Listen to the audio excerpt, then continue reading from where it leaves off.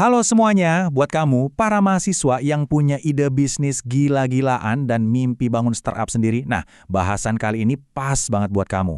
Kita akan bongkar rahasia gimana caranya membangun tim juara pertama, tim yang bakal bawa idemu itu dari sekedar konsep di kepala, keluar dari gerbang kampus dan benar-benar jadi kenyataan. Oke, kita langsung mulai aja ya. Coba kita mulai dari pertanyaan yang paling fundamental. Kamu mungkin punya ide paling brilian sedunia, tapi ide itu nggak akan jadi apa-apa tanpa eksekusi. Dan, ya, buat eksekusi, kamu butuh orang-orang yang tepat di sampingmu. Inilah tantangan pertama dan mungkin terbesar yang harus dihadapi setiap founder. Nah, ini dia inti permasalahannya, yang sering disebut dilema sang pendiri. Visi itu mungkin datang dari kamu seorang, tapi buat tumbuh besar, nggak mungkin sendirian, kamu butuh tim. Masalahnya, duit startup itu terbatas banget. Salah rekrut satu orang aja, wah, itu bisa fatal akibatnya. Jadi, dari hari pertama, taruhannya itu super tinggi. Oke, sekarang kita masuk ke bagian yang paling praktis. Merekrut tim inti pertama untuk startup itu beda banget loh. Ini bukan cuma soal nyari CV yang mentereng atau orang yang jago A, B, C. Ini soal mencari partner seperjuangan. Ini nih formula klasik yang sering banget jadi acuan. 3 serangkai startup. Pertama, kamu butuh hustler, si jagoan bisnis yang bisa jualan, cari investor, pokoknya yang bawa duit. Kedua, ada hacker, ini otaknya, yang bisa ngoding dan benar-benar membangun produknya. Dan yang ketiga, hipster, sang maestro desain yang memastikan produknya itu nggak cuma berfungsi, tapi juga keren dan gampang banget dipakai. Kombinasi ketiganya ini, wah, fondasi yang solid banget. Oke, jadi ada 2 hal penting, skill fit sama cultural fit. Gampangnya gini, skill fit itu nunjukin kalau seseorang bisa ngerjain tugasnya. Tapi cultural fit, ini yang mastiin dia mau ngerjainnya dengan cara yang benar, semangat yang sama, dan yang paling penting, mau bertahan pas lagi susah-susahnya. Nah, buat startup, seringkali cultural fit ini jauh lebih penting untuk jangka panjang. Coba deh dengerin filosofi dari Zappos, raksasa sepatu online itu. Mereka bilang, kami rekrut orang berdasarkan budaya. Skill bisa kami ajarkan, tapi sikap yang tepat, itu nggak bisa diajarkan. Wah, ini dalam banget kan?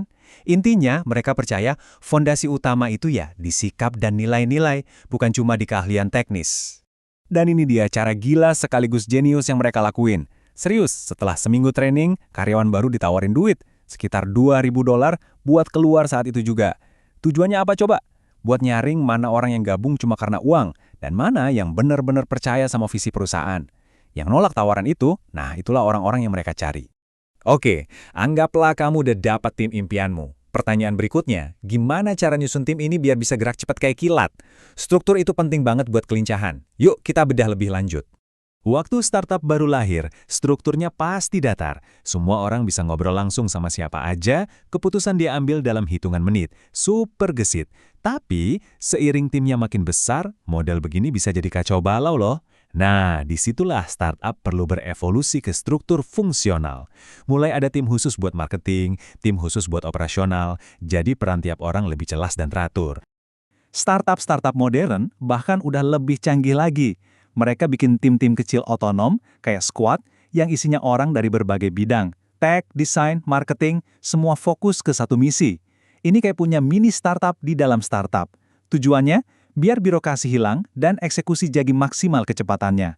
Nah, kalau tadi struktur itu ibarat kerangka tubuh, budaya kerja ini adalah jiwanya. Ini adalah sistem operasi tak kasat mata yang nentuin gimana tim kamu berpikir, bertindak, dan bertahan, terutama pas lagi kena badai. Coba kita lihat 2 contoh ekstrim yang sama-sama sukses. Di satu sisi ada McDonald's. Budaya mereka itu soal proses, soal SOP yang ketat. Tujuannya, biar rasa kentang gorengnya sama persis di seluruh dunia. Konsisten. Di sisi lain ada Netflix. Budaya mereka itu kebebasan dan tanggung jawab. Mereka rekrut orang-orang paling brilian dan kasih mereka kebebasan penuh buat berinovasi. 2 jalan yang beda, tapi sama-sama luar biasa. Pertanyaan ini mungkin kedengarannya nyelekit ya, tapi ini adalah tes paling jitu buat sebuah konsep kunci, namanya psychological safety atau keamanan psikologis. Ini adalah fondasi dari sebuah budaya di mana ide-ide gila dan inovasi bisa tumbuh subur tanpa rasa takut.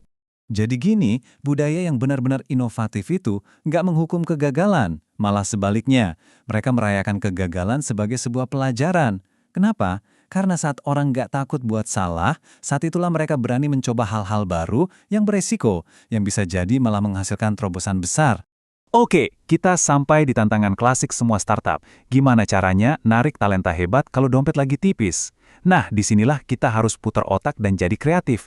Nggak cuma soal gaji, tapi juga soal cara kita memimpin dan memotivasi. Gimana cara startup melawan perusahaan raksasa? Dengan menawarkan sesuatu yang nggak bisa mereka kasih.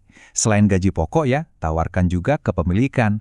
Kasih mereka saham lewat ESOP, biar mereka merasa ini perusahaan mereka juga. Kayak Gojek di awal-awal. Atau tawarkan kebebasan, jam kerja fleksibel, kesempatan belajar tanpa batas. Itu semua mahal harganya. Ini konsep yang keren banget, intrapreneurship. Anggap aja karyawan kamu itu sebagai founder juga. Kasih mereka otonomi, kasih mereka sumber daya buat ngejar ide mereka sendiri. Contohnya kayak 20% time di Google. Ini nggak cuma bikin mereka termotivasi, tapi seringkali justru dari sinilah lahir produk-produk inovatif baru. Nah, sekarang waktunya ujian. Kita akan terapkan semua teori tadi ke dalam studi kasus. Coba bayangkan, kamu sekarang adalah konsultan bisnis yang dipanggil untuk menyelamatkan sebuah startup catering bernama Warung Sejahtera. Jadi, ini situasinya. Warung Sejahtera ini lagi naik daun. Pesanannya membludak, tapi di balik kesuksesan itu, masalah mulai muncul. Komunikasi antar founder berantakan, rasa makanannya jadi nggak jelas, malah 2 kurir andalan baru aja cabut. Ini adalah krisis pertumbuhan yang sangat-sangat umum terjadi. Pertanyaan pertama untuk kamu, komunikasi yang amburadul dari 2 founder yang ngasih perintah beda-beda ke tim dapur, kira-kira akar masalahnya di mana ya? Coba deh ingat-ingat lagi soal struktur tadi. Jangan-jangan mereka masih terjebak di struktur datar yang udah nggak cocok lagi buat skala bisnis mereka sekarang. Oke. Lanjut, rasa makanan yang nggak konsisten. Kadang enak, kadang biasa aja. Ingat pelajaran dari McDonald's? Ini jelas masalah proses. Jadi, gimana caranya kamu bikin SOP? Gimana kamu mengkloning resep rahasia dan cara masak terbaik ke dalam sebuah panduan, supaya siapapun yang masak, hasilnya bakal selalu sama enaknya. Terakhir, soal kurir yang resign. Mereka merasa kerja keras tapi bayarannya nggak sepadan. Naikin gaji jelas satu pilihan, tapi kan dana kita terbatas. Coba pikir di luar kotak. Gimana kalau kita tawarin kompensasi kreatif? Mungkin sedikit saham, atau bonus berdasarkan jumlah pengiriman? Apa yang bisa bikin mereka merasa bukan sekedar kurir, tapi bagian penting dari pertumbuhan Warung Sejahtera? Pada akhirnya semua ini kembali ke kamu, sang founder. Membangun tim itu seni. Setelah kita bahas semua kerangka kerja ini, dari rekrutmen sampai budaya, pertanyaan paling penting yang tersisa sebenarnya cuma satu. Tim seperti apa, dengan visi, budaya, dan struktur seperti apa yang akan kamu bangun untuk mewujudkan mimpimu?